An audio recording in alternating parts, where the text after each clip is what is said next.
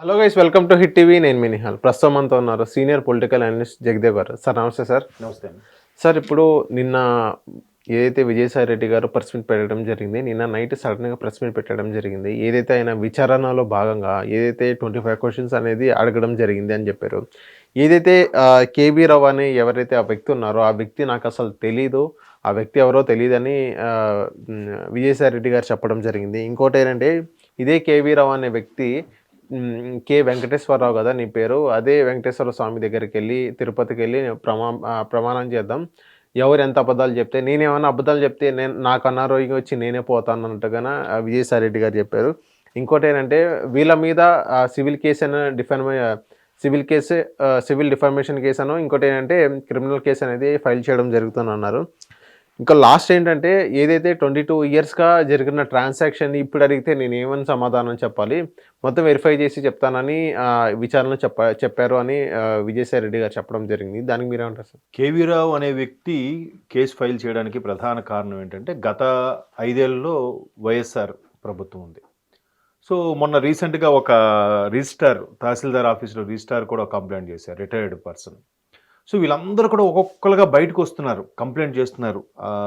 ముందు ఆర్టీఐ కూడా రాశారు. ఇక్కడ చాలామంది స్టేట్ గవర్నమెంట్ మీద ఎలిగేషన్స్ కంప్లైంట్ చేయడానికి భయపడుతూ ఇండైరెక్ట్గా కంప్లైంట్ చేస్తూ ఆర్టీఐ కూడా చెప్పిన సందర్భాలు ఉన్నాయి. అప్పుడు కూడా ఎవరూ పట్టించుకోలేదు. అంటే మేబీ ఆ ఎలిగేషన్ వల్లే బీజేపీ కూడా వైసీపీ గతంలో సపోర్ట్ చేస్తుంది అన్నట్టు కూడా కొన్నిసార్లు ఇష్యూలు కూడా వచ్చాయి. సో అది పక్కన పెడితే, ఇప్పుడు ఏదైతే కూటమి ప్రభుత్వం వచ్చిందో ఒక్కొక్కరుగా బయటకు వచ్చి ధైర్యం చేసి కంప్లైంట్స్ రాస్తున్నారు. సో ఈ కేవీ రావు అతను ఒకప్పుడు కాకినాడ డీప్ సీ పోర్ట్ ఇది ఉంది కదా, దానికి సమ్ సిఎండిగానో ఎండిగానో చేసినట్టున్నారు. సో అప్పటి నుంచి ఆయన మొదటి నుంచి ఎంతో అనుభవం ఉంది. ఏంటి ఎక్కడ ఏం అవకతవకలా ఏంటి అనేది కూడా బాగా నడుస్తుంది. జనరల్గా రాజకీయ పార్టీల ప్రమేయం ఉన్నప్పుడు ప్రతి దగ్గర కూడా చిన్నా చితక ఎలిగేషన్స్ ఉంటాయి. కాకపోతే వైఎస్ఆర్ ప్రభుత్వం ఎప్పుడైతే 2019లో వచ్చిందో ఎట్లా చేశారంటే, వీళ్ళు ప్రతీదీ వాడుకోవడానికి, ప్రతీదీ కిడ్ ప్రోకోగా మార్చడానికి, ప్రతి శాఖలో ఉన్న డబ్బుల్ని వేరే దాంట్లోకి మరల్చడానికి ప్రతీదీ దేన్ని వాడుకోవడం స్టార్ట్ చేశారు.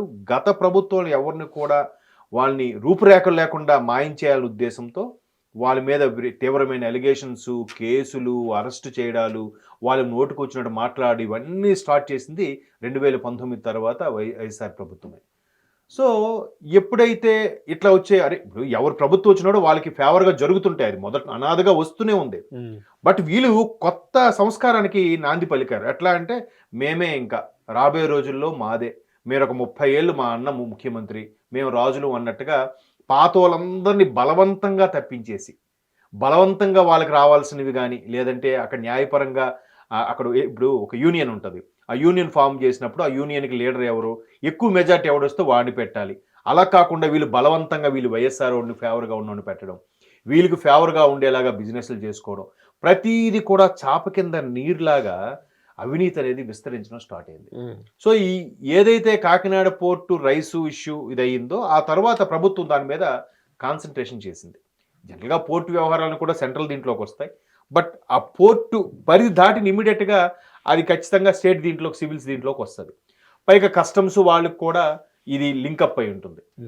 సో ఇట్లాంటివన్నీ ఇలా జరుగుతున్నప్పుడు సెంట్రల్ గవర్నమెంట్లో కూడా ఇట్లా పట్టించుకోకుండా, స్టేట్ గవర్నమెంట్తో కలిసి పనిచేసేటప్పుడు దాంట్లో ఉన్న అవకతవకలు బయట తీయకుండా ఉన్న వ్యవహారాలు ఏవైతే ఉన్నాయో అవన్నీ కూడా మొన్న రైస్ ఎగుమతులు ఏదైతే అయ్యాయో అప్పుడు బయటకు వచ్చాయి. ఆ తర్వాత మరి కాస్త కాన్సన్ట్రేషన్ పెంచేసరికి ఒక్కొక్కటిగా బయటకు వస్తున్నాయి. బయటకు వచ్చిన వ్యవహారంలో ఈ కేవీ రావు గారు అనే వ్యక్తును అక్కడ ఆల్రెడీ పోర్ట్లో కొన్నేళ్ళుగా సీఎండీగానో లేదంటే ఇతరు వీటిలో, అంటే ఫార్మర్ సీఎండీ అయినా కొన్ని విధులు నిర్వర్తించిన సందర్భంగా ఎక్కడెక్కడ ఏం జరుగుతున్నాయి, లూప్ హోల్స్ అన్నీ తెలిసిన వ్యక్తి. ఈయన ఇట్లాంటి పోర్టు వ్యవహారాల్లో స్టేట్ గవర్నమెంట్ కూడా పోర్టు వాళ్ళతో కలిసి మింగిలైపోయి సుమారుగా 3,000 కోట్ల రూపాయల స్కామ్కి తెరలేపారన్నట్టుగా ఆయన అభియోగంలో ఉంది. 3,000 కోట్లు చూడండి అసలు. ఆ రైసు మొన్న మీరే చెప్పినట్టున్నారు, 7,500 టన్నుల రైస్ అంట. అంటే చూసుకోండి, 7,500 ఇంటూ 1000, అంతే కదా, టన్ను అంటే 1000 కిలోలు కదా. ఎన్ని కిలోలు, ఎన్ని లక్షల కిలోలు అండి. సో అది ఎంత కాస్ట్ ఉంటుంది. సో ఇక్కడ 3,000 కోట్లు. ఈ 3,000 కోట్లలో కూడా ఆయన ప్రధానంగా ముగ్గురిని అభియోగంగా చేర్చడం జరిగింది. ఆ ముగ్గురులో ప్రధానమైన వ్యక్తి, మొదటి వ్యక్తి విజయసాయి రెడ్డి గారు. ఈజ్ ఆడిటర్, రాజ్యసభ సభ్యుడు, పైగా రాజకీయ నిష్ణాతుడు.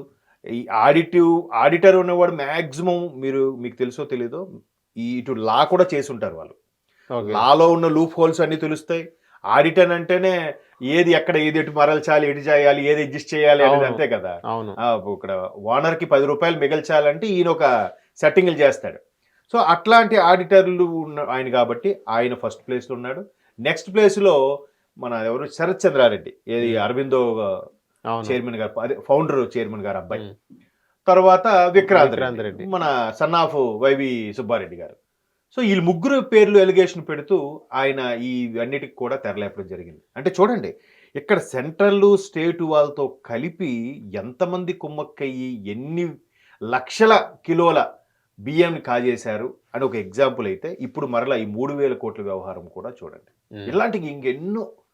అందుకే కదా ఇప్పుడు పవన్ కళ్యాణ్ గారు వెళ్తారు అన్న టైంకి ముందు రోజు ఒక 10-15 కాల్స్ వచ్చాయంట. అన్న మీరు రావద్దన్న, అన్న మీరు ఆగిపోండి అన్న ఆల్రెడీ కలెక్టర్ గారు వచ్చి చూశారు, సీజ్ చేశారు కదన్న, మళ్ళీ మీరు ఎందుకన్నా అన్న, ఇక్కడ ఒక 10,000 కుటుంబాలు దాని మీద ప్రత్యక్షంగా పరోక్షంగా ఆధారపడి ఉన్నాయన్న. అంటే చూడండి ఎంత పెద్ద నెట్వర్క్, ఎంత పెద్ద మాఫియానో చూడండి. హిట్ టీవీ యాప్, ఇందులో short news, live news, entertainment shows, movies, digital magazines తో పాటు మీ జిల్లా వార్తలను కూడా ఫ్రీగా చూడొచ్చు.